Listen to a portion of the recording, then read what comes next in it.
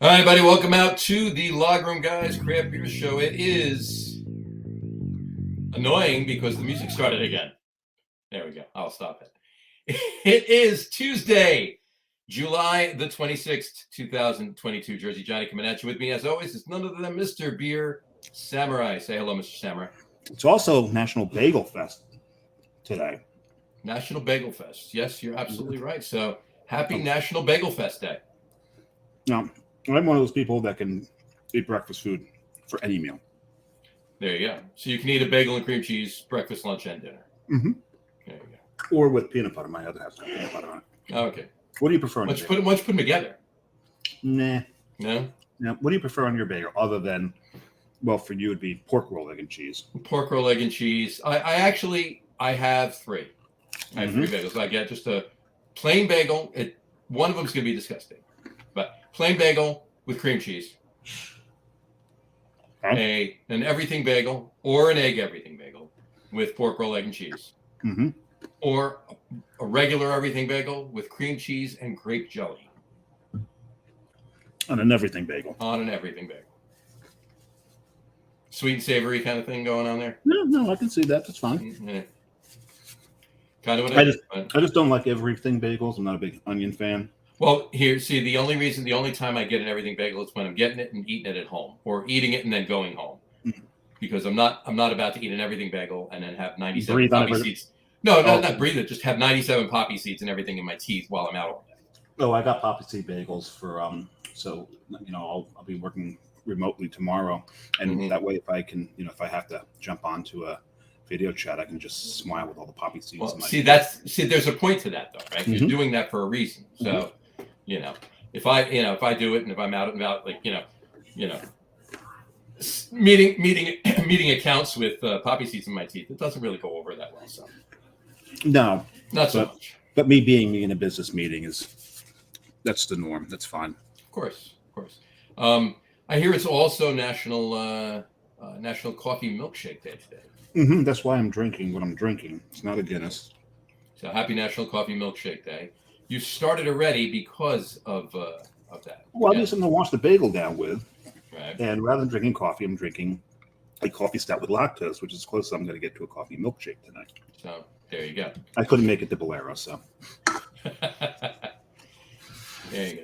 I'm not sure that I have one on tap right now, but. Well, we'll revisit that one once we actually get in. Yep. But why don't we jump right to it? Because we got a lot to talk about with our guests tonight. So we do, and first of all, I want to find out what our guest likes on a bagel. This is true. So why don't we let's get her on right now, ladies and gentlemen. Please welcome to the show, Ms. Tara Nurin. Welcome, Hi. Tara. How are you? Put up your I'm hungry here. now, Dave. I am so hungry. Oh, you didn't warn her that I eat at the beginning of every show? Oh yeah. By the way, Tara, Dave eats at the beginning of every show. So. You got to warn the guests.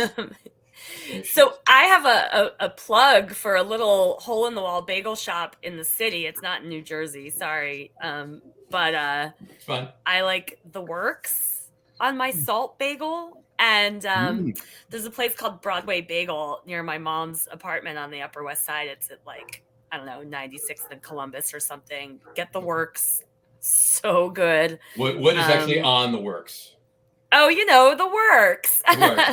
Everything that's in the bagel shop is on this bagel. Cream cheese, everything. It's peanut butter, cream jelly. Cheese, no, it's like the Jewish bagel traditional stuff. Lox, capers, onions, tomato. I never really know if a slice of iceberg lettuce is supposed to go on these bagels or not, but it depends on where you go. Sometimes you get it, sometimes you don't. I've seen that. Right? Yeah. I can kind of live without it. I think I prefer without it. But what else is on there? I think that's it. And then I think they give you like a pickle and a little side of coleslaw with every order. And it's cash only. And my boyfriend once went to Murray's for lunch and then came up to this Broadway bagel place for dinner. And he said Broadway bagel is better. Really? So there, yes. Well, there you go. There you have that. There you go. May have to take the trek up there. We'll have to do that next time up that way. Good. Definitely. Yeah, I work down at Flatiron, so it's in the 90s and what? Broadway. Yeah, like Columbus, Amsterdam, no, it's probably 96th and Broadway or something. On Broadway, okay, fair enough. That makes sense. Yeah, that would make sense. There you go. Yeah. So, well, you know what? That makes sense. The Upper West Side, the Works, like some bagel stores in Jersey, the Works is going to mean something completely different. It's going to be pork roll. It's going to be bacon, sausage, 3 different kinds of cheeses. Yeah. Gabagool. Yeah. What do you mean the word? Like, what do you mean the word? Breakfast meat with a slice of capicola. There you go. Hey, man, it's all good. It works. All of it is delicious. It works. There you go. See what you did there. See where I went there? So I'm going to throw your marquee back up. Okay. We got journalist, writer, educator, instructor, beer judge, and author. I left out a bunch. So we're going to get to all of that tonight. Okay. So sit back and relax because it's going to be Strap in. Strap in. Let's see. All right, Dave, what were you drinking again? Let's throw that up there. So I got something from Common Roots. It's called Latte Cup. It is a coffee stout with lactose. And what I love is that they didn't over lactose this thing. Nice. And that's the whole, you've heard me say it about lactose before. My feeling about lactose, it is to beer what, salt can be to food. You use a little and it can really enhance it. Sure. Use a little too much and you've destroyed the beer. Right. And the way I look at it, the second that lactose... Or you've brewed one for a 21-year-old. Yeah, true. The way I look at it, though, once the lactose becomes part of the mouthfeel, you've used too much. Yeah, and then, by the way, that's no disrespect to anybody that's older than 21 that does enjoy a, pastry stout or a huge milkshake fruit sour kind of thing. Oh, I've enjoyed pastry stouts at Green. Oh, no, Angry Chair. Oh my God. Oh yeah, no, I mean, I don't get me wrong. I love all of it. It's just, there's only so much of it I can drink. You can't I can have 6 Schwartz beers in one sitting. I can have 1 pastry stout. So. Well, you got to kick it back with a Schwartz beer. That's true. Use it as a chaser. Yeah. There you go. Fair enough. I can have a couple pastry stouts in a row. Maybe a few. Doesn't matter what time of year, Tuesday morning. I'm like, why is there not a big sweet stout on the menu? I'm leaving. I need to talk to the manager. I actually have 2 or 3 in my fridge right now, and I'm actually just. I was gonna have them on the show, but I'm waiting for somebody to come over I could split them with. I'll come over and split them with you. Come on over. There you go. Let's do it. Okay, cool. Done. She might be closer to you than I am. Yeah, no. Well, she's closer. Traffic wise, she's closer. She's probably about the same distance. Yeah. I'm gonna pour mine really quick. Yeah, I'm down south, down here. Not deep south, but definite pork roll territory. Oh yeah, well, I'm in Belmar. I'm not in Belmar by you. I'm in Belmar by. Okay. Not oh Belmar. yeah, that's a bit of a distance. That's more than an hour, I think. It's about, well, it takes me to get to Citizens Bank Park. It takes me literally an hour and 4 minutes, just over an hour. Okay. So it's going to be a little less to you. So I figure I could, no traffic under an hour. I'm by you. But today with traffic, sometimes it's 2 hours to get up there. Go down. Wow. It takes me half an hour to get out of my neighborhood. I am drinking I'll throw this up really quick, from Old Heights Brewing, a 1721 Golden Lager. That's a good beer. Lager, so we'll taste it. We're going to go lagers tonight. Why not? It is the lager room. It is the lager room. So cheers. Cheers. Cheers. There you go. We're going to tackle this marquee one by one. That's yeah. Well, let's start with the first question we ask everybody. Right? Yes, the initial question. This is going to be an interesting answer, I think. Yeah, I really want to know. We ask everybody the same question. First question: what was that you can remember? What was the first craft beer you ever had? Not the first beer you ever had. First craft beer you ever had. I don't remember the exact first, but I know a couple really early ones were Harpoon IPA. And we're going to go almost all New England, upstate New York here because I was in college outside Boston when I started drinking craft beer. And it was, don't tell anybody, but it was the early to mid 1990s. So we're talking like Saranac Porter, Long Trail, Otter Creek. Double bag. What else? Magic Hat, if we could get it. I mean, this was so long ago that you couldn't even get Magic Hat, I don't think, in Boston. Is that possible? I know you couldn't get it in New York, but I don't think you could even get it in Boston. And I know my first favorite, my first whale was And I still love it to this day, and I'm not ashamed to say it. Harpoon Winter Warmer Sure. tastes like apple pie. Have you all had it? You've probably yeah. had it, right? It used to be my favorite Christmas beer. Oh yeah. Oh my God, thank you. So Absolutely good. used to be my favorite Christmas beer. Harpoon Winter Warmer, yeah, absolutely, every year. So. I think it's lost something through the years, so Anchor has topped it for me. Because Anchor, they haven't lost a thing through the years with the Merry Christmas, Happy New Year beer. Oh no, yeah. Yeah. We did a vertical once this is I guess 9 years ago, so 2013. We did a vertical from 96 to 2013, so it was an 18-year vertical that we did of Anchor Christmas In one sitting. In one sitting. Yeah, well, there was like 6 of us, so we're not. We were actually there's 6 or 8 of us, so we really didn't have that much of any one bottle, right? So, okay. But we the best of the 18 were one that was a few years old, so like 2010-ish, and 1998. Fantastic. So a beer that was 15 years old was was one of the 2 best of the bunch. That's amazing. They alter the recipe just a little bit every year. Changes it just a little bit every year, yeah. Right. So that lends a little bit to its stayability, I guess. Right. Fair. I like the ones that are less spruce dominant. Right. And more like on the spice side. I mean, duh. I just told you Harpoon Winter Warmer was my first favorite craft beer, so that's no surprise.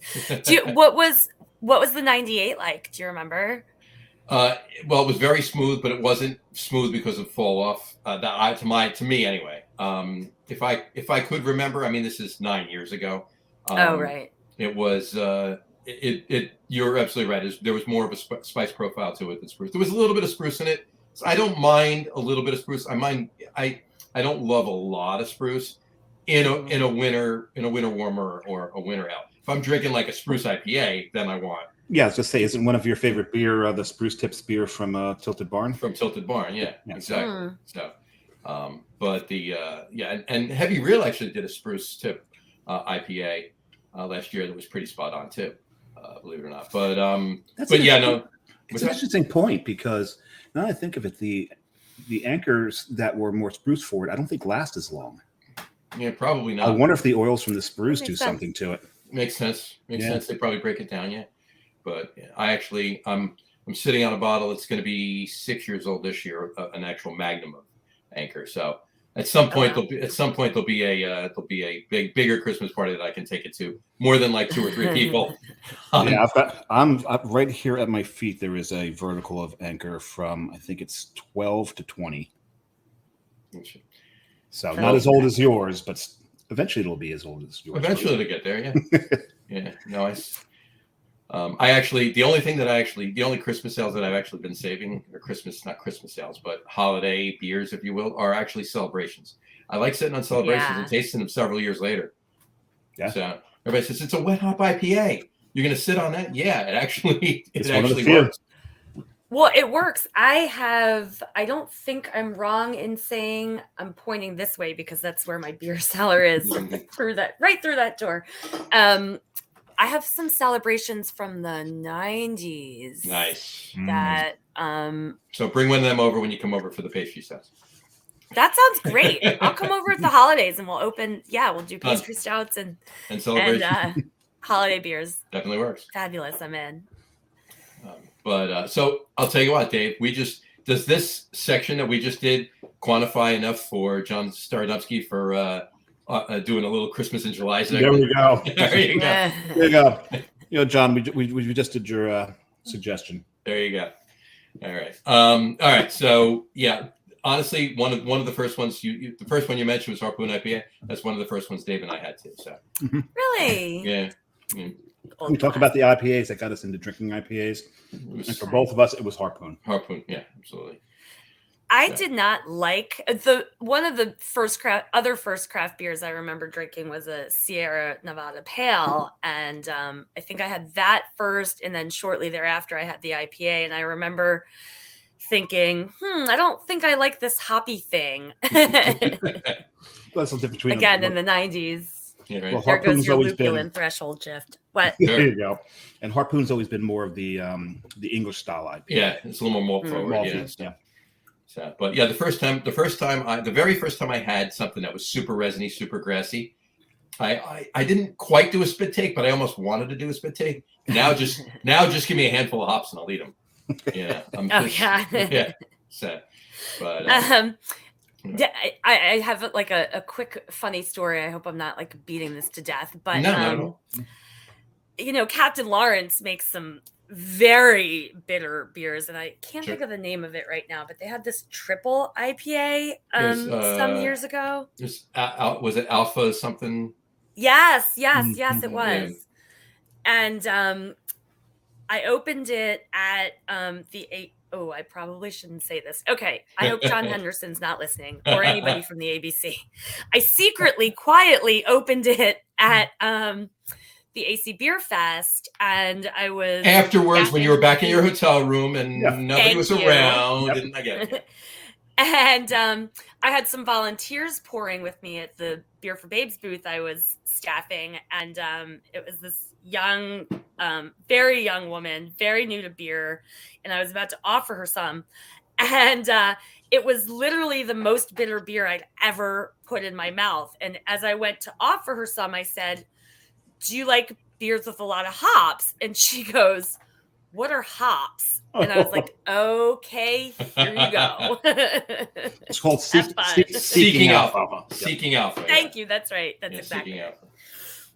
Oh, I'd love to try that again. It's been a while. I wonder if they still make it. Apparently they do. They call it Seeking Alpha Triple IPA. Nice. It's not. The years are no longer in production, but this one doesn't. And let's just see. The last time it was. The last time it was checked in was July 22 of 22. Yeah, Friday. So, just the other day. Mm-hmm. Cool. Or Saturday, yeah. Friday, yeah. So anyway, that's good. Yeah, that beer, that Seeking Alpha that's huge, hugely bitter. 100 IBUs. 100 IBUs, yeah. That and what was the one from Revolution did? Unsessionable. And that's a 10%. That's a 10% 100 IBU beer too. Whoa. Anyway, all right. My God, yes, it is. Yeah, unsessionable. Yep. Yeah. I wonder what Maharaja is. It's got to be up there too. Oh. That's one of the most bitter. It's 102. Oh, look at that. Because it's Avery. Right. They've got it. It's 102. You know. So I wonder if anybody Speaking of sweet stouts, big sweet stouts. Avery. Oh yeah. Right. Yeah, exactly. And you know what? I just had to look it up. You know what pallet wrecker is? What? 149. Oh, that is obscene. 149. Wow, that is theoretically anyway. Yeah, this is true. I mean, just like Harpoon IPA, like their ABV when they first started reporting it, they lowballed it. Right. Oh. They absolutely lowballed that beer. So who's actually going in and checking anyway, right? And even if we did, who would we tell? We wouldn't tell anybody. Yeah, exactly. Keep doing it. Exactly. Anyway. All right. And just out of curiosity, too, just to wrap up the first questions, what was the first brewery you ever visited, if you remember? I think it was probably Harpoon, because I remember going to an Oktoberfest there, and I have no recollection of going anywhere before that. Or the late portion of that night either, huh? There you go. Correct. You know, John, again, I still have not remembered my first brewery. I've tried. I can't remember the first one I was at. I remember the first one I was at. What? I remember. It was in Montreal, and it wasn't the Duchel. Mm-hmm. Yeah, it was Molson. Oh. It was the mid '80s, so I mean, you know, there wasn't a whole hell of a lot going on up there right then. So. Yeah, man. Yes, I bet that was awesome to see. Yeah. Especially as your first brewery, to walk in and like have it be just this massive production facility. Was exactly. it was huge. It was wow. You know, I mean, it's like it's two different animals, though. I mean, you walk into something like that, and then you walk into a quaint, you know, local, even on a bigger scale, like Old Heights. Yeah, or even something a little bit bigger. I mean, even in walking into a carton or a cane or something like that, it's still not the scale of a Molson or anything like that. So, it is two different animals. But yeah, it was just walking around like, oh my god, That's full of beer. Yeah, really. I didn't bring my swim trunks. Yeah, exactly. So, how do you get up there? Is there a ladder? Can I have a straw? Yeah, exactly. Long straw, go up and down. Anyway, all right. Let's get into some tarot talk here. So let's start off with your journalism. Let's start off with that. Why don't we talk about your journalistic prowess? Let's start where you want to start. What got you into writing? Journalism. Well, anything really, but. I always wanted to be a journalist ever since I was about 9. Nice. I'm one of the few people I know who decided what they wanted to do as a little kid and then did it. Wow. Before then, of course, I wanted to be a princess. Sure, I wouldn't be a race car driver. That's true. Some people have seen the way I drive and say that I kind of am, but when I was a kid, I wanted to be a firefighter. So. And you became a firefighter. Well, I became a firefighter. So. But your father may have had something to do with that. Oh yeah, volunteer. I was a volunteer firefighter. I've been a volunteer firefighter for many years. So inactive lately, but still a member of the New Jersey State Exempt Firemen's Association. So. His father's still active. My father's still active. He's in his 58th year of active service. Wow, good for him. In the grand scheme of things, he's not really that active. Being an active firefighter. He's on the active roster. Exactly. Cool. So, thank you to him. Yes. So I never deviated. I decided right then and there. I decided I wanted to become a journalist because I was reading a book as a kid. I used to read a lot. And then I unfortunately stopped reading for 30 years, but I've just picked it back up again. Yes. Remember why I love it so much. But anyway, the character in this book I was reading as a kid also wanted to be a journalist. And I remember thinking, wow, people say I'm a good writer. And, my little 9-year-old scribblings. And I thought, I think I would get to learn a lot. And I swear to God, I thought, and I bet I would get a lot of free food. All of those things are true. That's so great. I became a TV reporter for 10 years, which is what brought me to the greater Philly area. Because I'm not from here. I'm from Annapolis, Maryland. But my last TV job was in Philly. And I quit TV broadcast news TV in 2005. And that's when I started writing about beer. Thanks. A lot as far as I'm concerned, good call. Yes. Well, what I was doing as a TV reporter was covering fires a lot of the time. So also interesting, but not nearly as gratifying. No. And so I came into writing about beer for a lot of reasons, but part of it was because I've always seen beer and just the whole culinary world as being a great economic boost to communities. And I wish some other people saw that. Mm-hmm. We'll get into that later. We'll get into that though. Correct. I saw that breweries were gonna, if breweries sort of reached the potential that I thought they would, and I don't know that I ever thought we would get this far, 9,500 breweries or whatever it is now in the country, that they could really sort of drive tourism, drive, local boosterism here in Philly, for many, many, many years.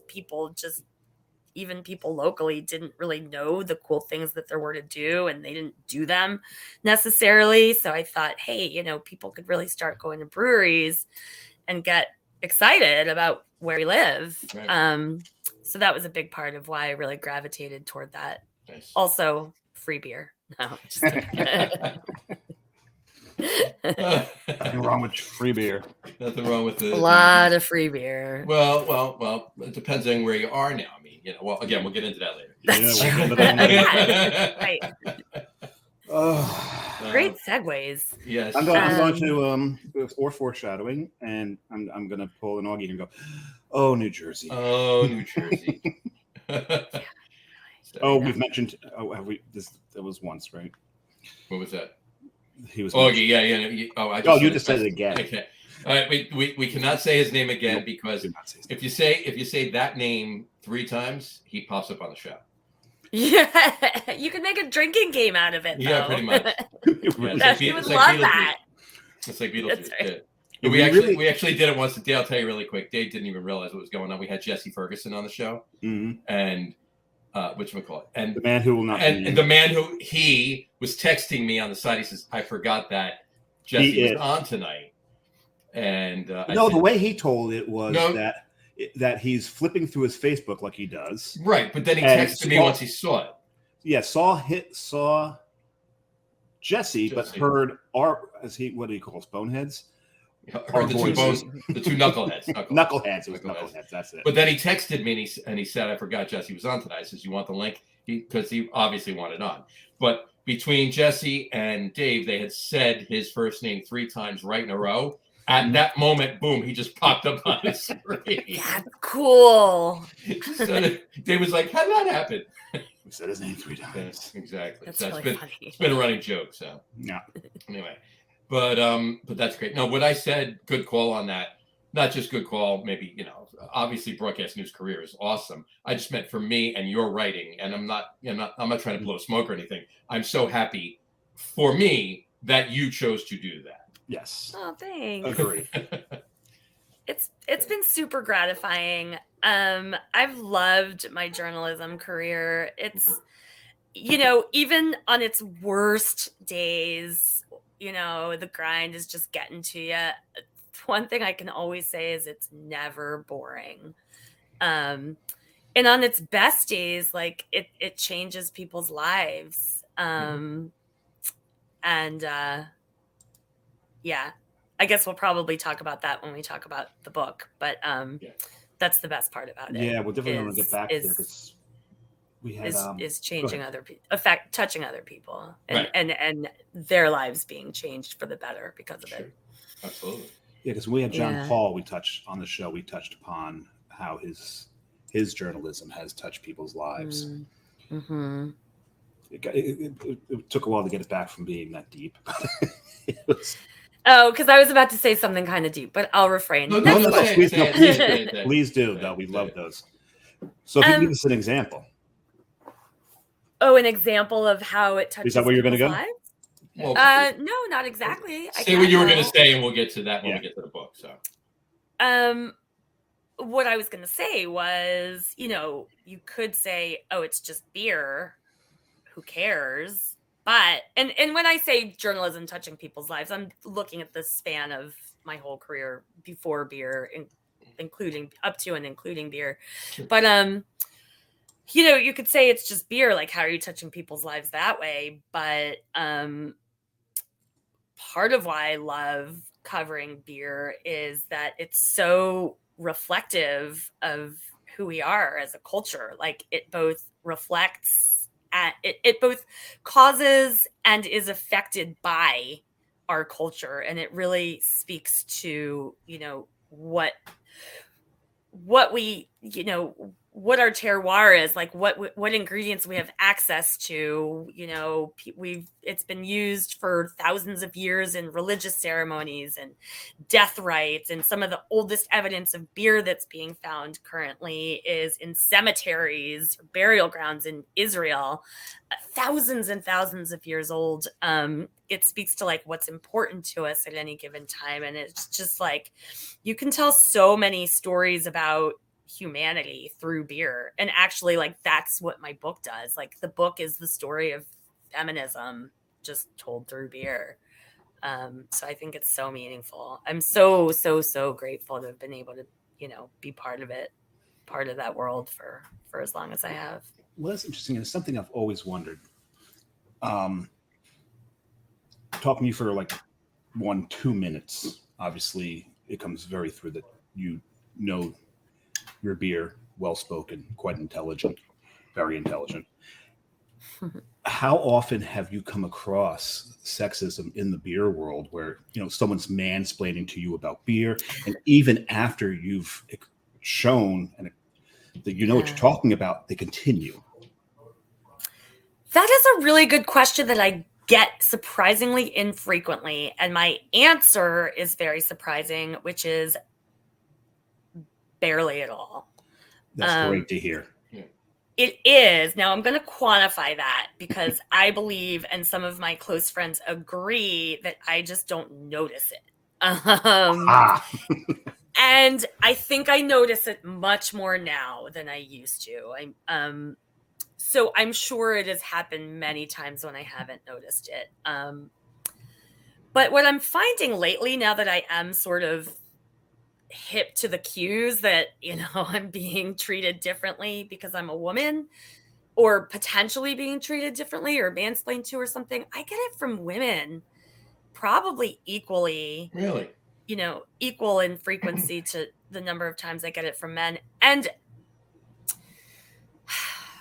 when that happens, in an opposite way or in the same way? No, it's like I will tell, like I'm thinking of being at a really well-known, fantastic brewery in a different state recently, and the beer tender was put in charge of serving me exclusively for as long as I wanted her to. Like, she was taking me through the lineup and everything, and she was really customer service focused, but like she knew what I did for a living because that's why they basically like made her my private beer tender. And I think that she kind of maybe just had a script, right? Because she was explaining things to me like I didn't know anything. And so maybe that doesn't really get to the heart of your question, Dave, because maybe it wasn't being mansplained to. Maybe that was just like she had a script and she was sticking to it. But or maybe it made me a little uncomfortable. Like, what, I've been writing about. She really wasn't having a conversation. More than a decade. Right. Like, she really wasn't having a conversation with you. Like, you'd ask her a question and she'd go back to where she was, in her descriptions or whatever. Or maybe maybe it was the opposite way, where she knew what you did for a living, she knew who you were, and was trying to prove that she knew what she was talking about. Maybe that is possible. I don't know. I don't know. That's all very, very possible. I took it as she thinks because I'm female that I don't know even the basics, but it's always speculative, right? Like, there's almost never a time when you can prove that somebody is speaking to you in a certain way unless they like say something. Right. Yeah, because I've definitely come across a couple of beer tenders, in my travels or whatever, that you're trying to have a conversation with them. You're sitting there and you're drinking one beer and you're talking about another one. Maybe you're going to have it next, and you're just BSing with them about the beer, and you can tell that they're men or women. And to be honest with you, I've noticed it more with some guys than I have with women, but that they're definitely reverting back to a script that they have memorized. It's not they're going back and looking at beer tending for dummies. They're not doing that, but they're definitely sticking to a script. And like, you can tell, you can almost see them, like, you could see through their eyes that their mind is like looking through the cards really quick, right? And then they just come back with that that standard answer that's written on the description of the beer on Untapped. I'm like, I just want to have a conversation about beer with you. I don't need, and obviously they didn't know that. So, but it's fine. And that's where they're at. And I don't judge. That's fine. The only way they're going to get to the point is to do that and work through it and get there themselves. Right. So, you know what I tend to do when they do that? I tend to then pretend that I don't know anything about beer. And then just let them go. Just let them go. Yeah, that's what I did. Yeah. I do find, and maybe it is more about like them just. I find that when I do feel I'm being mansplained to in the beer world, it is somebody who's very young and obviously very new to the industry, and so maybe it's more of an inexperienced thing. So I've been really fortunate to not have to deal with that in my career. I have no idea how I've escaped it, because I am literally the only person who doesn't have at least dozens of stories that are at least cringeworthy at best. Gotcha. So yeah. Well, hopefully that becomes more the norm. Yes, I hope so. Yeah. And thank you for asking that question, because I think it becomes more the norm the more we talk about, Sure, because absolutely. we talk about it. So getting it out there and having this conversation is helpful. Mm-hmm. Yeah. We've got some. What, the first master brewer in New Jersey was female. Mm-hmm. Right? You mean Elizabeth Haddon? That was Gretchen. Oh, you mean in contemporary times? Okay. Yeah. Cool. So that myth is ridiculous. It's outdated.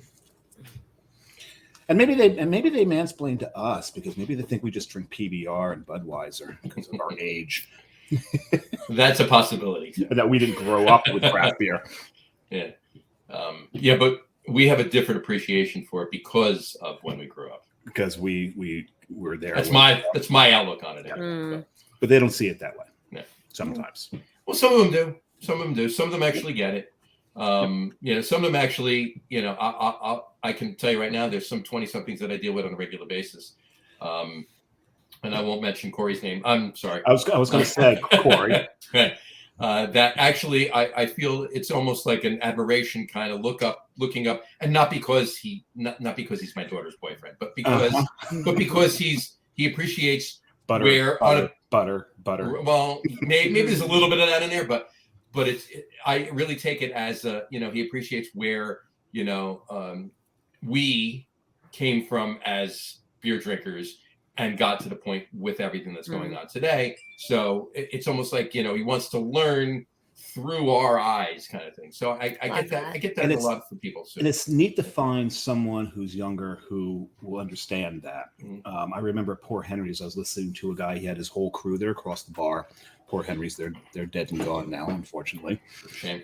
And I forget who I was sitting next to. I think it was Coop actually said, or maybe it was Meathead. And they're like, "So how much has he got wrong?" I said, "Well, a lot." Because you're going to say anything? I said, "No, we've all been there. Where we thought we know what we're talking about. We're talking to people who don't know anything, and we're giving them wrong information." Turns out that later on, about 2-3 years down the road, he found out that I was at Poor Henry's, and he showed up to talk to me. And so we started talking, and I told him, I said, "No, I know who you are." Because how do you know who I am? And I told him the story. He's like, "Well, what did I have wrong?" Mm-hmm. And so I explained it to him. He's like, "Man, you got to teach me." I said, "No, you got to teach yourself. That's how you learn it. Mm-hmm. Drink it, learn it, and have fun with it." But I was just so impressed at his age to understand that I can be wrong, mm-hmm. and I want to learn more, and that really impressed me. So yeah, so you do get that sometimes, which is cool. Right. Let's go back to really quick. Let's bounce back before beer journalism. You were on broadcast television. Mm-hmm. Talk about that for a minute. You did that for about 10 years. You said in Philly, Philly? That's what got me here to Philly. I was really fortunate. My first paid full-time job in TV was in Charlottesville, Virginia, which is an amazing town. It was an amazing small station, and so I did that for 2 years, and then I made a big market jump. I went to Memphis, and I was able to make that size market jump because I'm fluent in Spanish, and they had a weekly segment called Los Latinos de Memphis, the Latinos of Memphis, and they had somebody voicing it in Spanish with English subtitles, and they decided they wanted to switch that. So they brought me in to be a general assignment news reporter, but then also do this weekly segment where I would report on something related to the Mexican community. They were mostly Mexican there, Mexican community in Memphis, do it in English and subtitle it in Spanish. So I did that. And then I came to Philly. CN8, Comcast used to have a news station called CN8 that anybody who would people remember it because if you had Comcast in the Philly area and you turned on your TV, that's what would pop up automatically. So like That's the first channel. Tilly, you all might remember as sports people, Mhm. Lynn Doyle, Art Fennell. Anyway, so that's what brought me to Philly. I lived in Wilmington, Delaware for 2 years, and then moved up to where I live now in Camden, New Jersey. And this is home. I don't plan to ever leave. There you go. Yeah. Sure. Yeah, and you know, I was fortunate in that the stations did give me more opportunity than a lot of stations would to do some of those like meteor stories. It wasn't always just chasing the fires. There was a lot of that. But I've always really liked, I used to say that I didn't want to be the one to like go to the murder scene. I wanted to be the one to go back the day after the murder scene and figure out what was going on in, you know, that neighborhood and in our society in general. Who was this person? What were the factors that led to this crime, etc. So I was able to do some of that. Not as much as I would have liked. But not just facts and speculation, but the story behind it.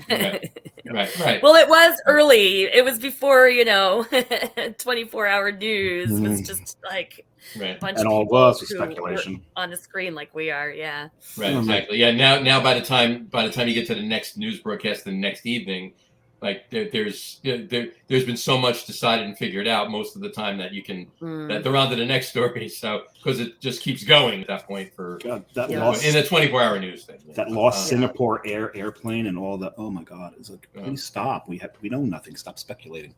Anyway. Yeah, exactly. So you made the jump to journalism. What were some of the outlets you wrote for, the publications, the bigger publications? So obviously you've done your own stuff.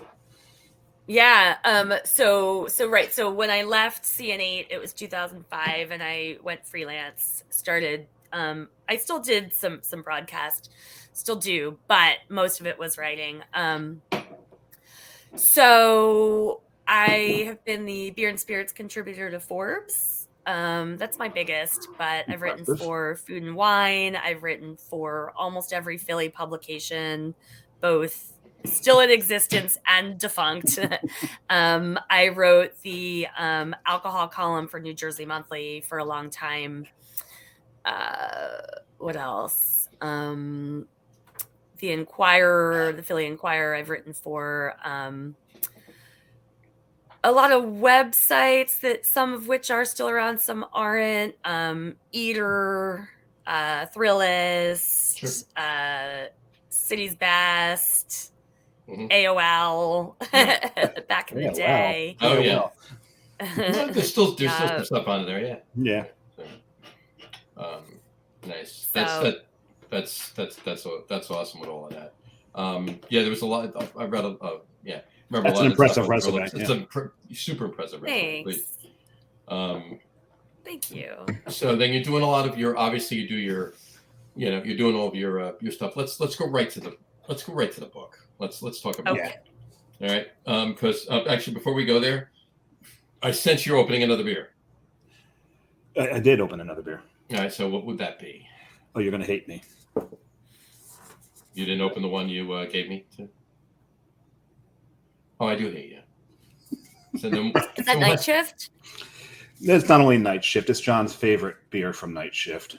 Oh, yeah. It's my favorite beer from my favorite Massachusetts brewery. Mm-hmm. So technically his favorite Massachusetts beer.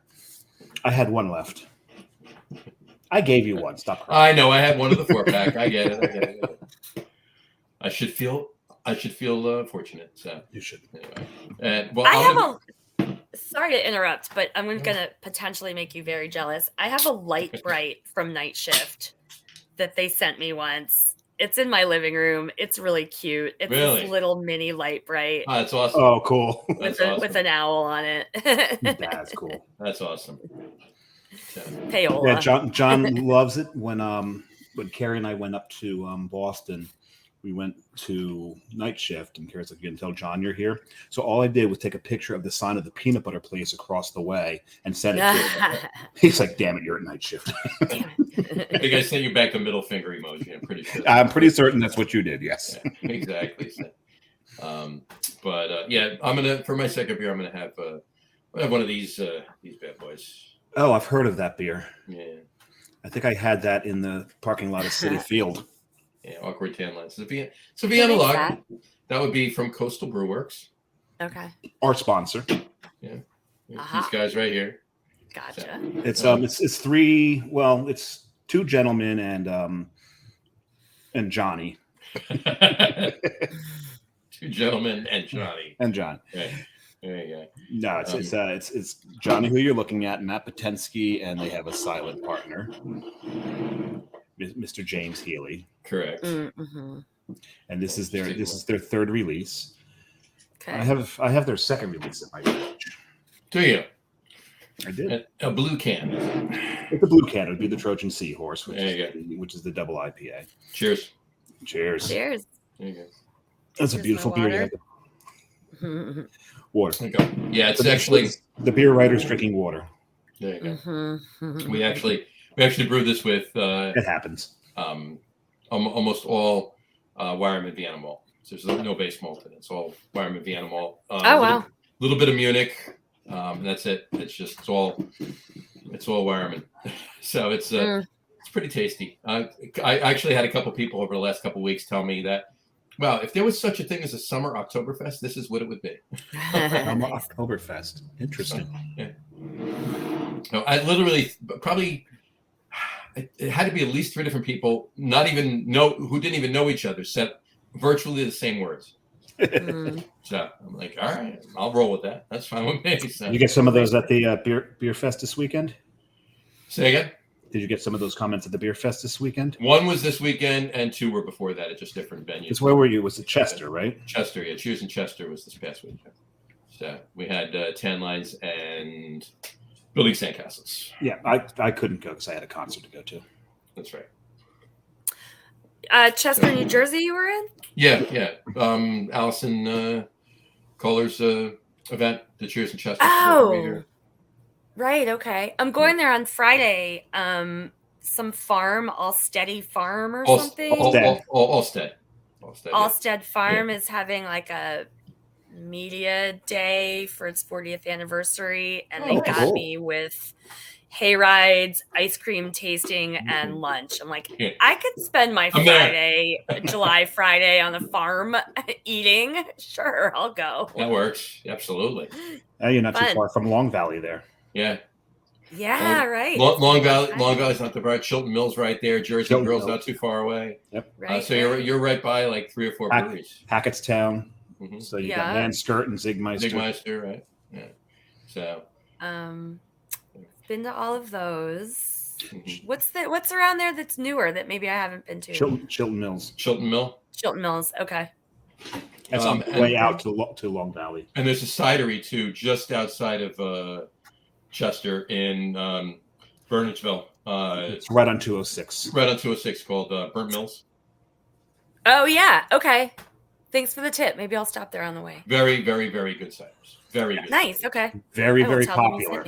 Yeah. So parking can be problematic. Gorgeous space too. They have a beautiful outside, nice barn building that they're in. It's really nice. Right on 206, just south of Chester in Burnageville. On 206. So, yeah. Funny, I was innocently going to ask you if they have food and non-alcoholic beverages, and then I remembered where we are. So. But yeah, Allstead's is great though. Allstead's is a great farm. We were. It's huge. It's very big, and it's very. Their donuts are delicious. The ice cream, everything's there. Yeah. I prefer Hackle Barney's donuts though. Hackle Barney's is good. I like them both. Hackle Barney's a little smaller, and they also they serve hot dogs there, but they boil them in cider. Yep, they do. They do.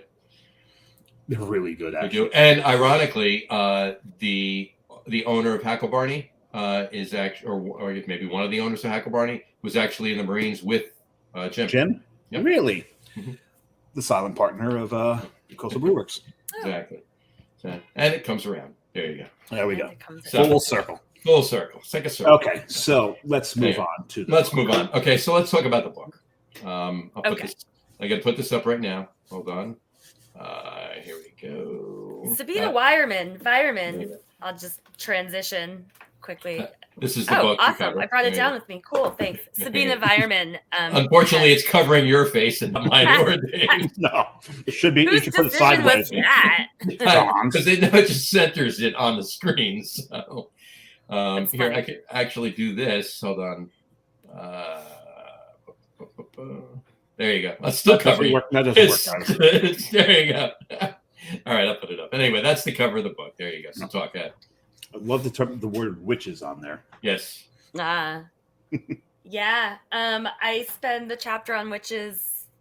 Well, not the entire chapter. I talk about a lot of different things in that witch chapter. If you're a diehard Catholic, I would not recommend reading it. Or you might want to burn me at the stake. Explain. Oh, wow. That was a Lost Abbey label that a lot of people got upset about. The Wiccans all got upset about that one. Oh, what was it called? Where Wait, what'd you say? A Lost Abbey beer had depicted an image of a witch being burnt at the stake. And the Wiccans all got really upset about that one. Can't remember what it was called. Controversy. But explain how witches tie into beer? So a couple different ways. The reason I'm mentioning the Catholic Church is that there, in the Middle Ages in particular, the church depicted beer making women in very, very, very unflattering ways. In decorations on the church walls that you can still see in some places in Europe. And the Catholic Church also, as it was trying to convert pagans, basically pre-Christian worshipers, into Christians, they would take some of the goddesses related, all gods and goddesses, but we're talking beer, so right. Gods and goddesses related to beer, and turn them into saints. Saint Bridget, for instance. It's very possible that, and sometimes the saints existed first, and then they might have become goddesses second, but they're intertwined. So Saint Bridget is a great example of a saint related to beer, who is also associated with some goddesses. A lot of different ways also. Literature over the course of many centuries depicted women in beer-related women in very unflattering ways.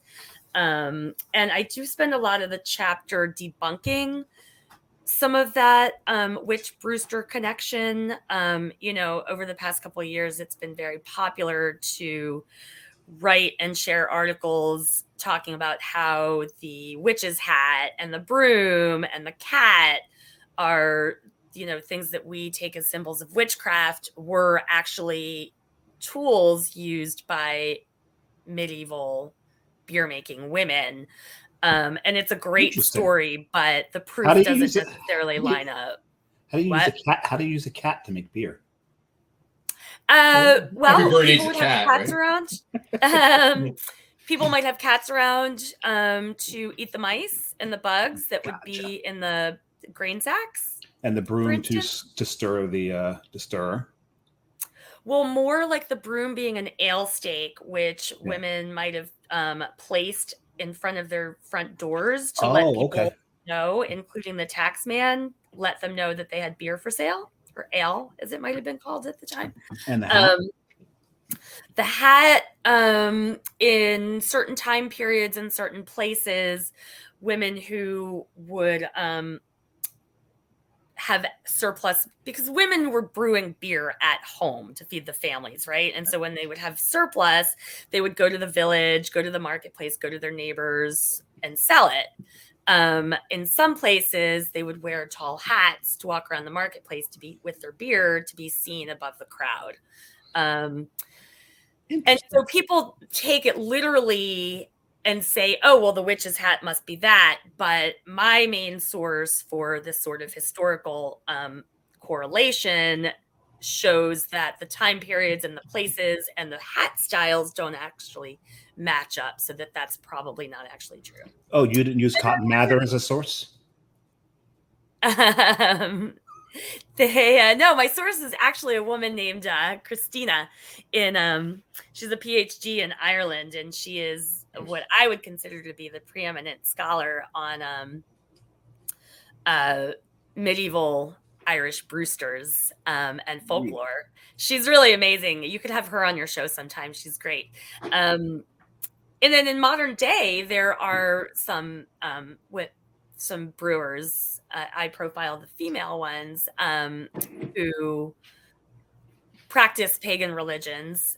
Sometimes they're Wiccan, sometimes they're not, and they incorporate what we might consider witchcraft into their brewing. Like maybe they call in the 4 directions before they brew, or they might sort of say an incantation before they brew, things like that. They're not using Eye of Newt. Hopefully not anymore. I don't think that's thank you, legal ingredient. That adjunct has been left out for years. Yeah. Well, it's an interesting point because I think the first record of beer sales came out of Sumer, Right. Sumerian, and the brewers were women. Yep. And I think if I remember this correctly, I may have this wrong. You can correct me if I'm wrong. It was illegal for men to brew beer. Only the women could brew beer. I have not come across that being true in Sumer. I may have made it up. But I'd love to know if it is. It may have made it up, but for the most part, women brewed beer in Sumer. And you may have made it up. I may have made it up. My brain does stuff. I'm getting old. You may have made it up years ago, and for you at the moment, it's became canon. Yeah. Right.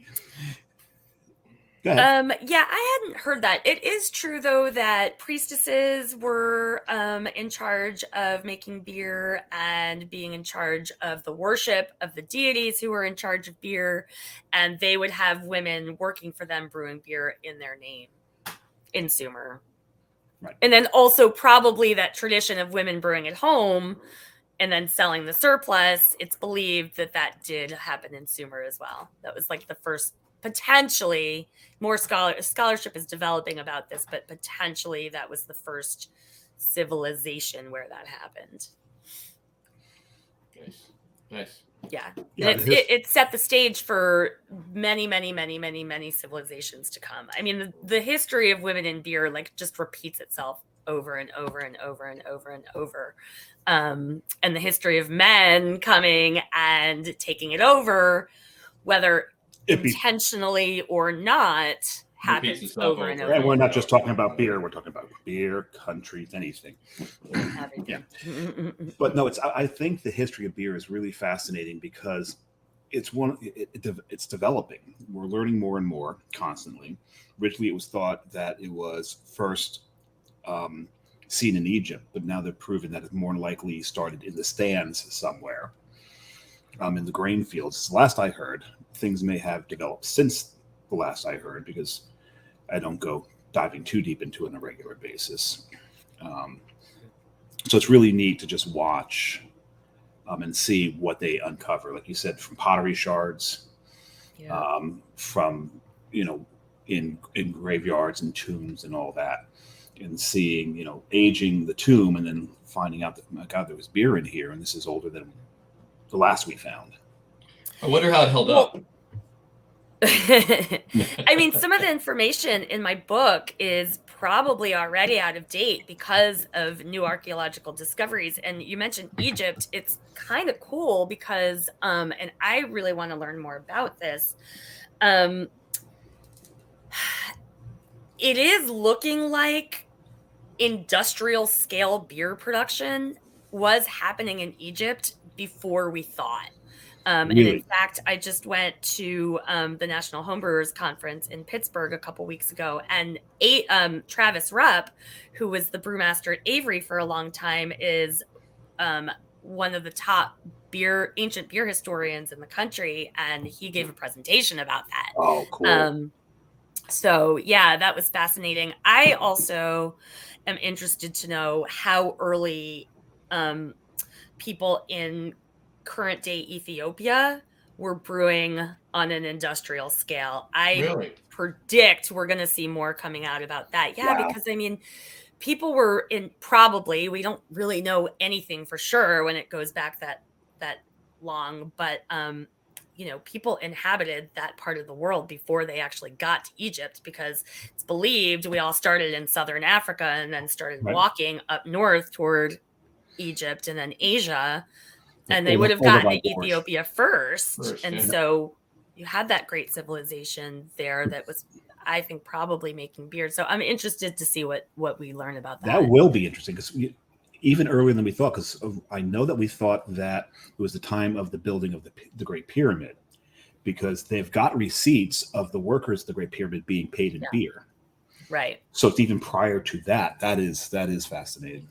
And the fact that the ink didn't fade on the receipt, and you could actually tell. Well, it's literally carved in stone, John. Literally. No, not in Egypt. That's Sumer. In Egypt, Right. It was on papyrus, and papyrus lasted.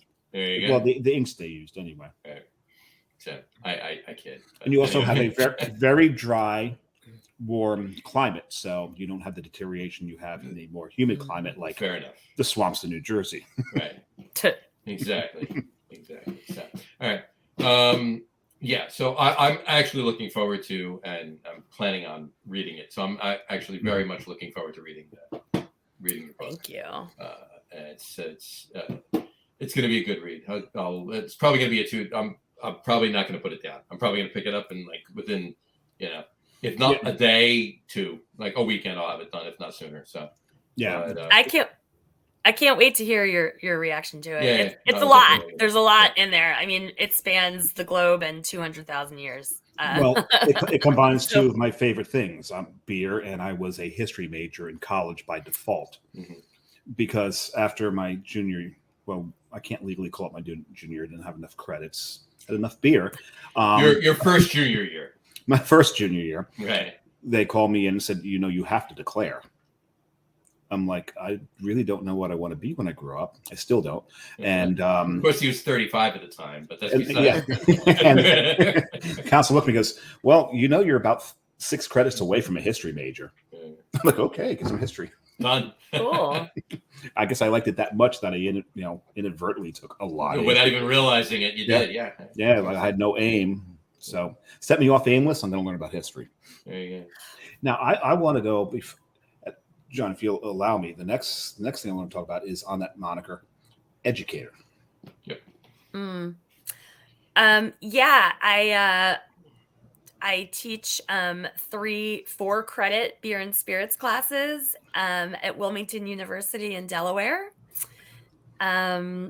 which is fun. And I do a lot of speaking about different topics, from women in beer history to, engaging with the media, to diversity, equity, and inclusion approaches. Oh, very cool. Yeah. So historical or contemporary? The woman in beer that you admire the most? Oh, yeah. I do get that question a bit, and I don't have one.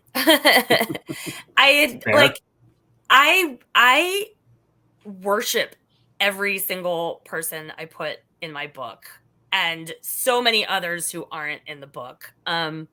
It's just staggering to me. One of the reasons I love writing about women in beer so much is that the women I interview are just jaw-dropping. You know those people who make you feel like you've never done anything in your life? Like, that's most people I meet, yeah.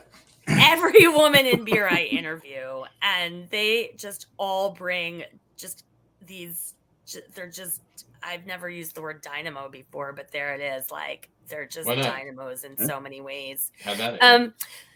I mean, if I have to name one person who stands out, I really love talking to and about and writing about Suzanne Dennison, who opened New Albion Brewing with Jack McAuliffe in 1976 as the first ground up post-prohibition craft brewery in America. She's just cool. She's in her 80s now, and she's such a buddy, and she just has this unbelievable attitude. And the things that she was doing in beer before anybody ever thought about the idea of this being a thing could fill a book, and they do. So she could talk to men and women-splain to them. Yeah, big time. But she doesn't. You know, she's so humble and gracious. Like, one of the first things I asked her when I met her was like, so, because she still goes to breweries. She lives in Seattle. I'm like, wait, there's breweries in Seattle? What? I said, wait, there's breweries in Seattle? She loves Reuben's is one of her favorites. She's a regular there. Speaking of coffee beer, they have a coffee program. But wait. Can't do that in New Jersey. Coffee at a brewery? Yeah. Should we talk about that now? More Well, no. foreshadowing. You were gonna say when you first met her, what did she say to you? Oh yeah. So when I met her, I was like, oh my, do you like tell people who you are? I mean, she's like the mother of craft beer that nobody's ever heard of before. She's like, no, every once in a while it'll come up and somebody will be like, oh, I've heard of you. Let me buy you a beer. That's cool. She's like, but generally, no, I don't say anything. Wow. I'm like, wow, you are a living legend, but you're not, because no one's ever heard of you, because They should. But anyway, And they should, and rightfully so, and they should. And you know what? We'll find some stuff and we'll put it up on the live Facebook page. Yeah, absolutely, absolutely, and the website, and the website, of course. So you teach at, so it's Wilmington University that you're teaching at. Yeah. Okay. And then the other thing to touch on before we get to the 300-pound elephant in the room. All right. Hey, I'm sitting right here. Oh, I'm not 300 yet. You lost weight. You're fine. Getting there. There you go. You're a certified BJCP beer judge. So what was the, I don't know, I want to ask a question about that. I mean, like, what's your I guess it was like, what's your fondest beer judging memory? Oh, my question would be why? I thought you were going to ask me why. I was like, all right. That would be my question. Think of an answer for why. Well, we've both judged before, Dave, but I mean, yeah, we have. Yeah, but I was dead for 3 days. Right. So hence the why, right? Exactly. I got you. Yeah. But no, seriously. What's your fondest, even if you have one, fondest memory of judging, whether it's a beer or an event that you did judge at, whatever it is.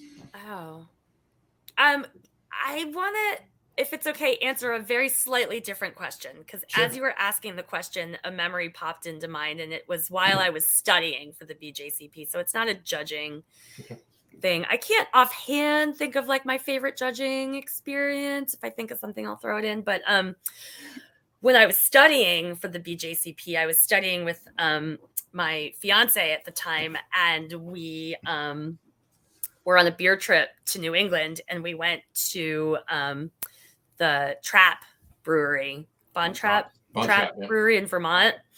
Mm-hmm. And it was before you could get into New Jersey. It was really small. It was part of a resort. Still is part of a resort. And they just had some of the best German style beers I'd ever had. And we sat in this teeny little tasting room bar, drinking like the Bach and the Helles, and we were taking notes and comparing because we were about to take the exam. And that was just like a really great moment of being able to just taste this perfectly brewed beer, and know that I was doing it for like an immediate cause. Right. That felt really good. Now you passed the quiz, did he? Yes. Okay. We both did. Right. That's good. And I think I know who you're talking about.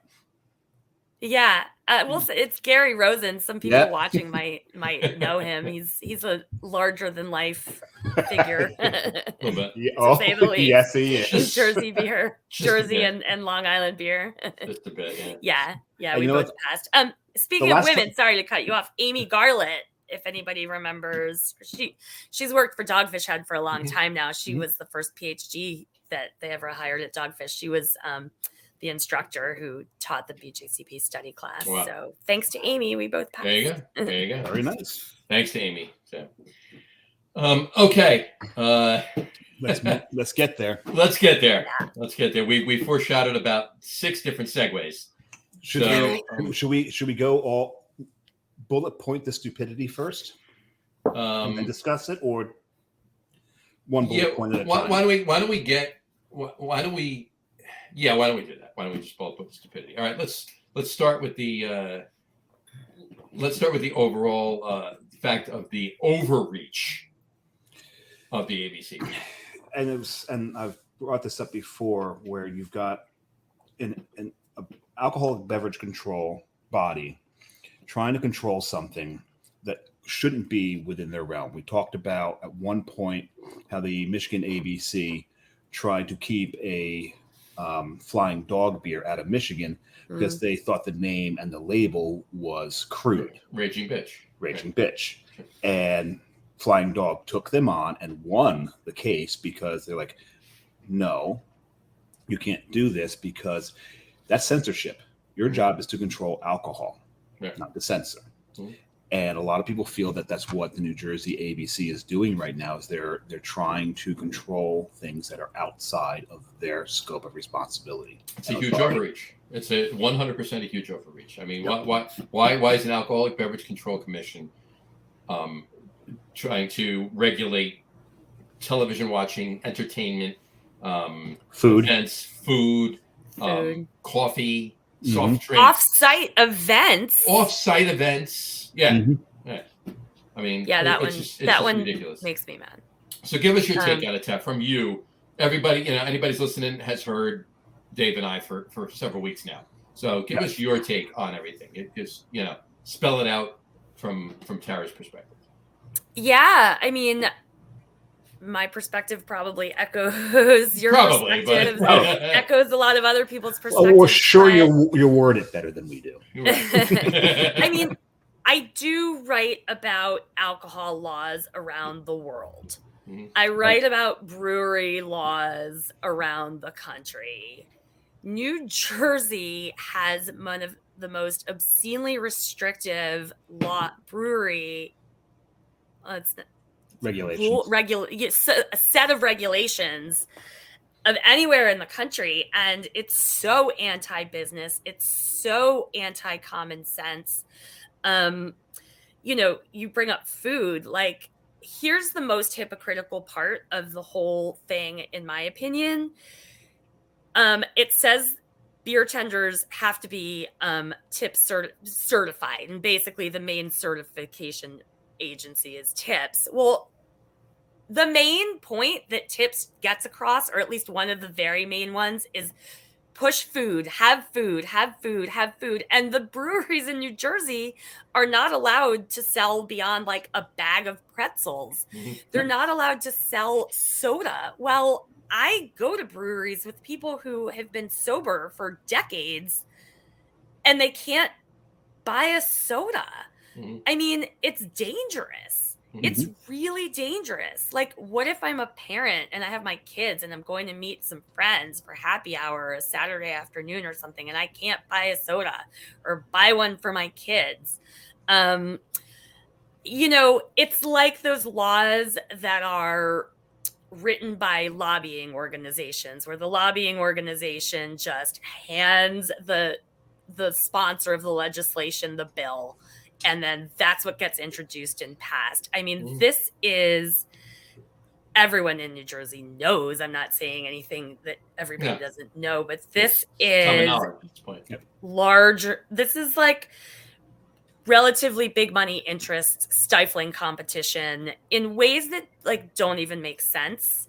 And I'm offended, as are a lot of us, that the ABC just ignored public will. It's very clear that the vast majority of people in New Jersey appreciate the breweries. It doesn't make any sense when you look at all the things wineries can do. You can get married at a winery. You can eat dinner at a winery. You can go see a band at a winery. For some reason, maybe like the lobbying organizations weren't like as well funded or paying enough attention when the wine industry was like making its gains in New Jersey, predating beer. But I've got a theory it's behind just that. there's no parity there. It's dangerous. It's stupid. It's reckless. 100%. And I hope that the legislators pay attention and enact some laws that will rein this back in. Well, the thing that I look at, the whole difference between the wineries and the breweries, there's no such thing as big wine. There's such thing as big beer, right? And when you look at these restaurants, look at their taps. Look at their walls. Look at their neons. Look at the neons. Look at their napkins. Look at their coasters. Look at the bar runners. What do they say on it? It's usually some sort of AB InBev or Miller Coors product. And what's that one brewery? It's in Newark. It's right near the airport. I forget. That would be Budweiser, which that's an AB InBev product. And so you would think that a lot of the lobbying, and we know who the lobbyists are. It's the restaurant lobby.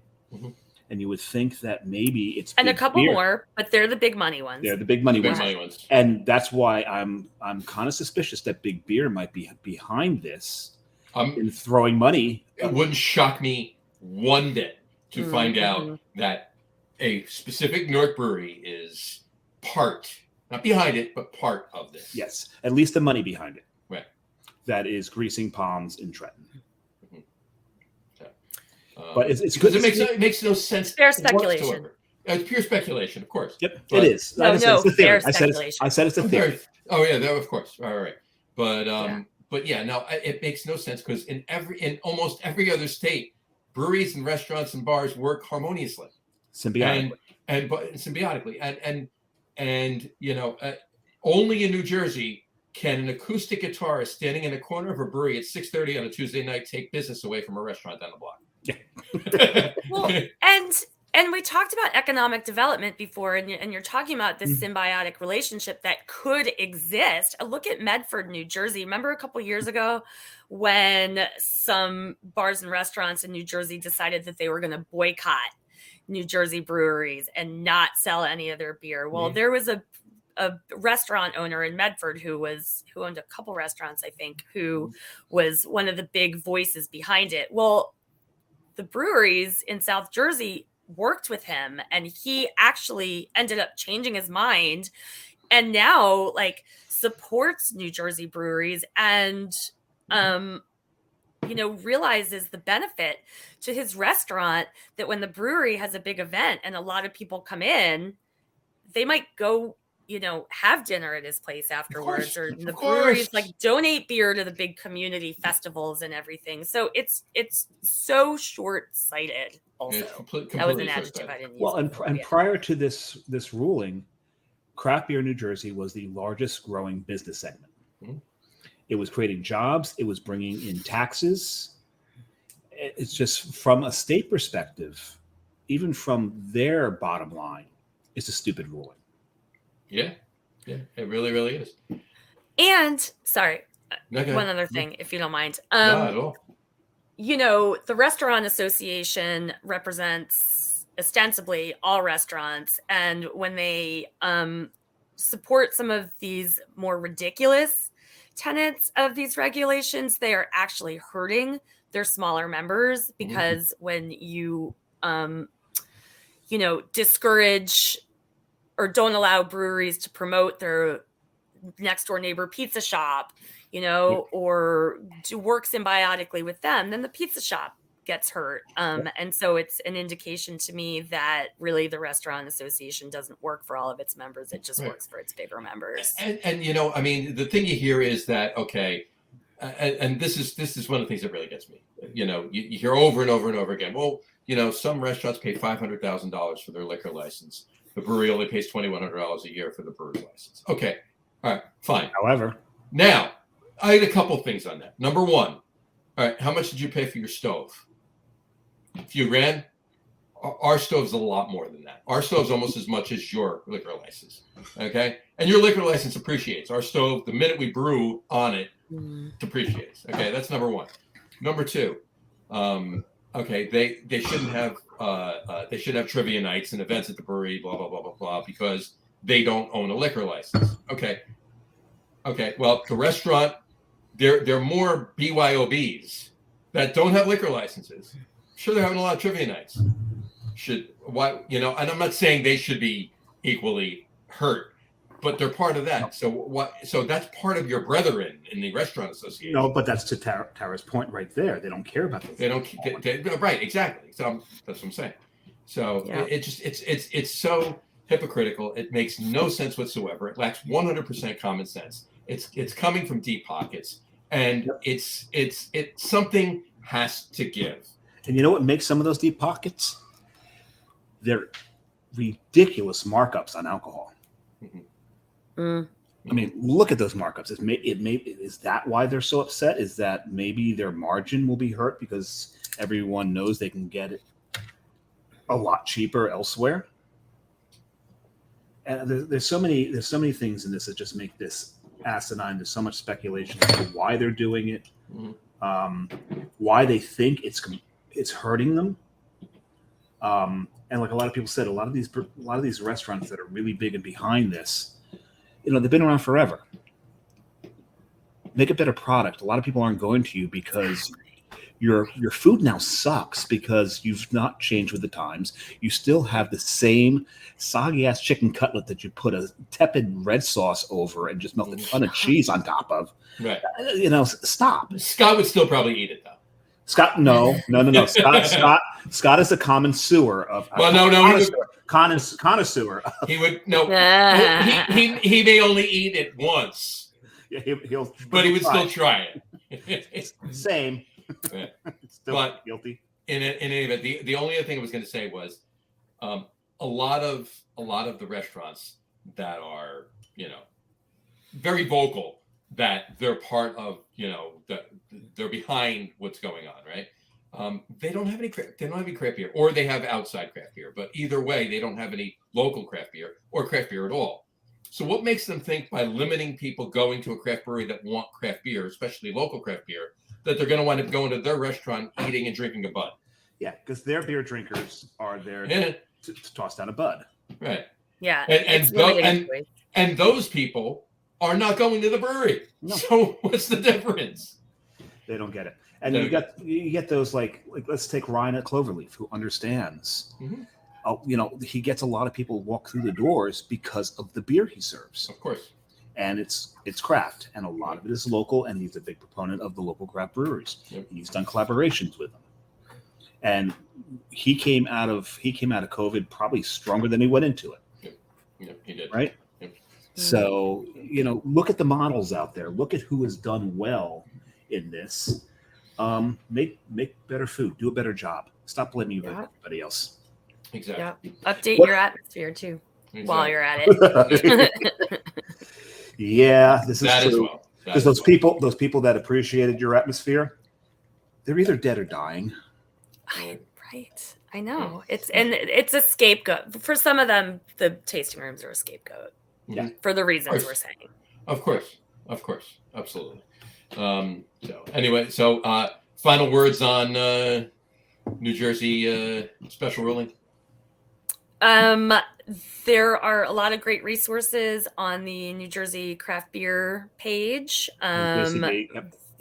Very good letters that you can just copy and paste right to your legislators. A lot of good information there. New Jersey is actually the laughingstock of the national beer scene right now. If that matters to anybody. Absolutely huge. Pennsylvania is courting our breweries to come to them. Oh yeah, that's true too. Yeah, 100%. What we really need is liquor license reform, but that's going to be a horrible slog. So in the meantime, I'm just really hoping, like I said before, the legislators realize how many people want this, what's really going on, who it's hurting, and take some action. I hate to say this, but Chris Christie wouldn't have let this happen. Hate to say it, but it's true. He would not have let this happen. Yeah. If it's one thing he did well for this state, it was support the craft brewers. Well, that law doesn't get passed in September of 2012. We aren't anywhere near where we are right now with breweries. Correct. So he wouldn't have let this happen. So, as heinous as a human being that most people think he is, he at least did well in this segment. Yeah. Well, and I have to plug my local member of Congress down here in Camden, Don Norcross, because when he was at the state level, he was a huge proponent for craft breweries and did a lot to really push it along. So I don't know if anybody's getting his attention on this, but if they're not, I'm going to start. I'm sure he's aware, but I don't know if he's leaning on anybody yet. I think he needs to start. I got you. I've seen a few of the lawmakers in Trenton that are visiting breweries to show their support. Yep. I'm hoping that when they all come back into session, because this was done just as session ended and everyone went on vacation. Yeah, right. So I'm hoping that when everyone gets back, they're going to go, timing. What the hell do you think you were doing? Right. Yeah. And then reel this jackass in, this power hungry, obviously bought jackass, and say, first of all, we're going to undo what you did, and second of all, you're fired. But unfortunately, our governor has to do that because he's appointed. I don't know if that's going to happen, but we'll hopefully something gets done. Hopefully they say what they get back. Excuse me, they get back and they go, all right, well, wait a minute, let's put the brakes on here. Let's get all the players in here and discuss the solution to this. And have it go at that. So cross our fingers. We'll see. But Tara, anything that you come across, throw it by us. Throw it to us. We'll put it right up. Sure. We're doing it for everybody. Great, thanks. Do we have the link for NJCB up that they put up about all the letters? I didn't put that up yet. We didn't put that up. We need to get that. We'll put that up as soon as we're done here tonight. We don't need the video of Kivovitz on TV. No, we don't. I love my. The Jeff Allworth, who writes the Beervana blog, the reason. Put that up. We put that up. The one he put up last week. Okay, I thought so. Yeah, he explained that very, very, very, very well. Okay. Yes, he did. It was one of the more clear and concise ways that people have explained it. Other than Scott Wells doing it in memes. Well, you need the memes, though. You need the memes. Between Scott and Augie. Oh, damn it. I just said it the third time. Oh, crap. Drink. Okay. Hold on. There, he just popped up. There he is. Yeah, Scott explains it for the low attention span audience. Yeah.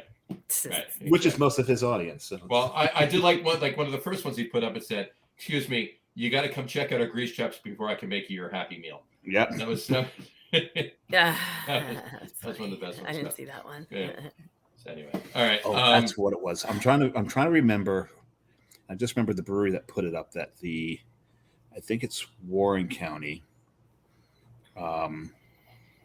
They had a visit from their lawmaker. Yeah, there it is. Buttsville. Yep, Buttsville Brewing. Mm-hmm. And Malinowski. Okay. Malinowski.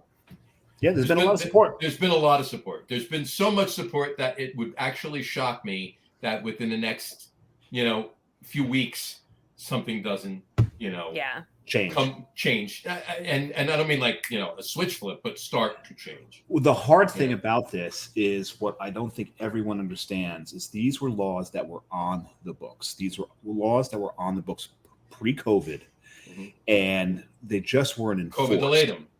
They weren't enforced. COVID delayed them. They told them to put the brakes on. But the Brewers Guild worked with the ABC, and they came up with concessions to a lot of this. And the ABC just threw it all out the window and went right back to where it was in 2019 and put it right back up. Exactly. And the association. The Guild and the association. And the Guild and the association. Yes, both. But that's the hard part behind this. This is a law that's on the book. It needs to be overturned, changed, amended, ratified, whatever you want to call it. Yeah. Not even clarified. The ABC has clarified it. and they've clarified it in the harshest way possible. Right. They have. Well, I guess. Sorry.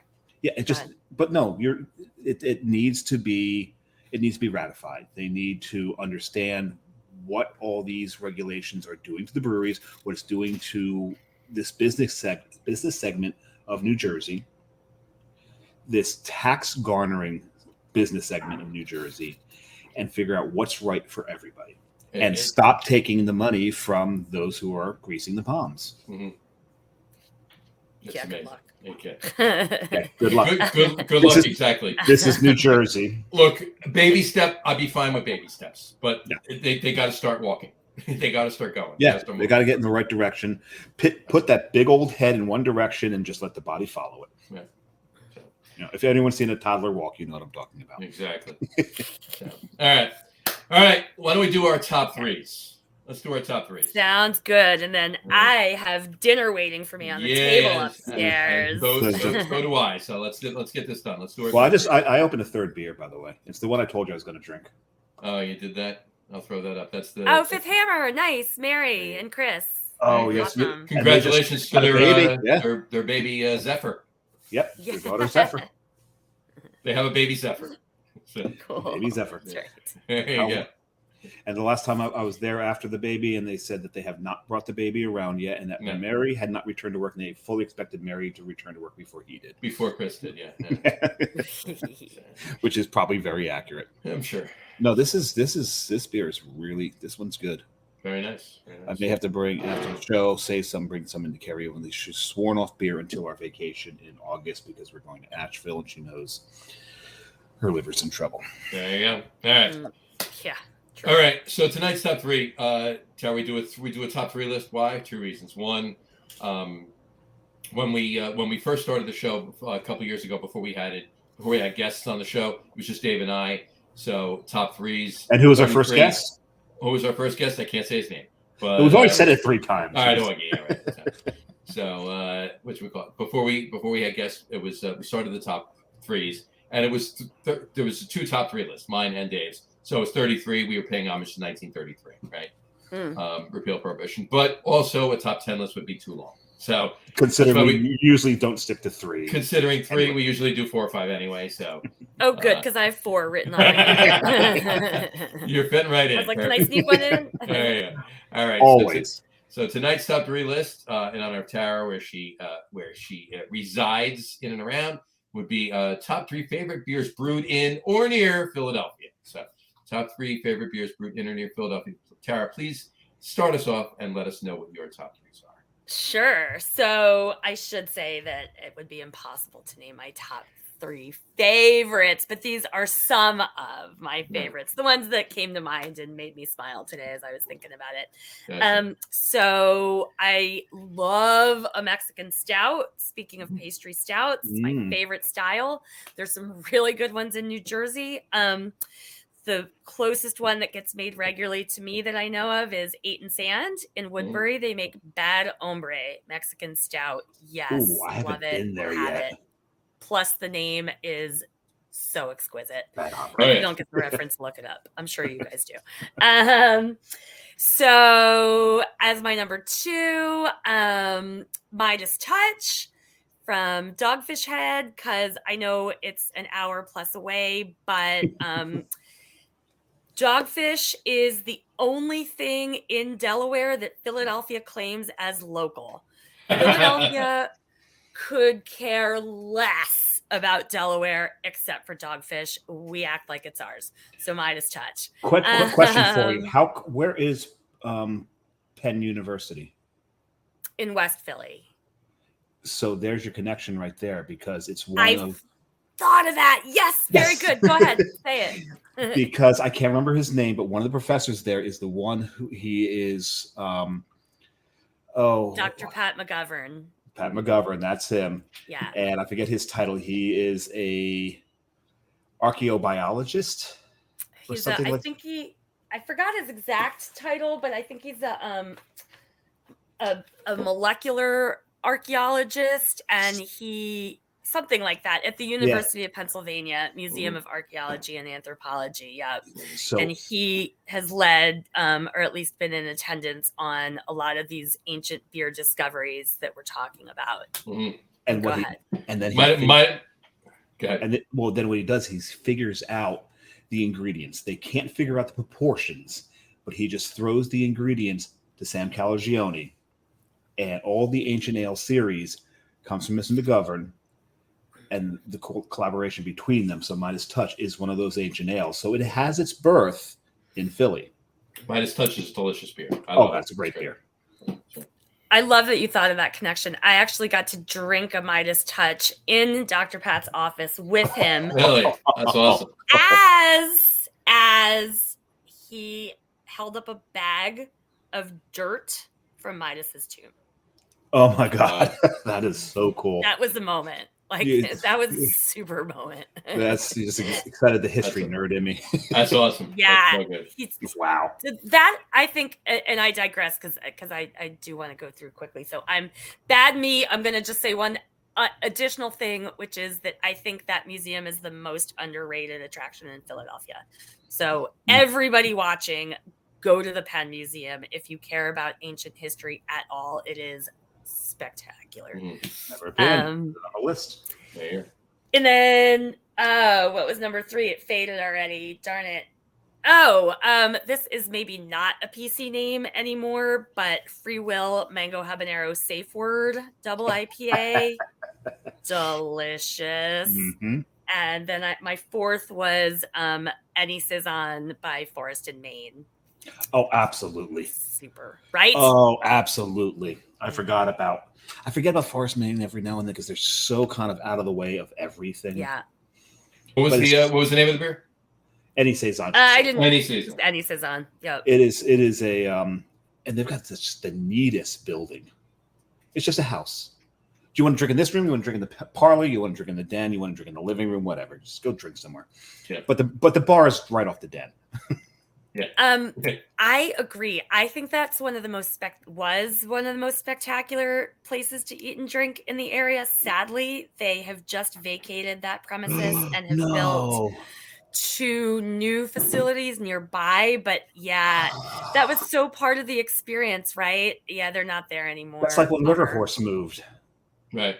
Because that was such a cool space. The Lambertville space was so cool. Oh, that's a shame. So, anyway, all right, Dave. What are yours? Well, John's allowing me to go first, and he knows full well that he's going to take pretty much all of mine, but most, if not all of them. And one of mine and John's favorite places in all of Philly is Human Robot. Mm-hmm. I just absolutely love it.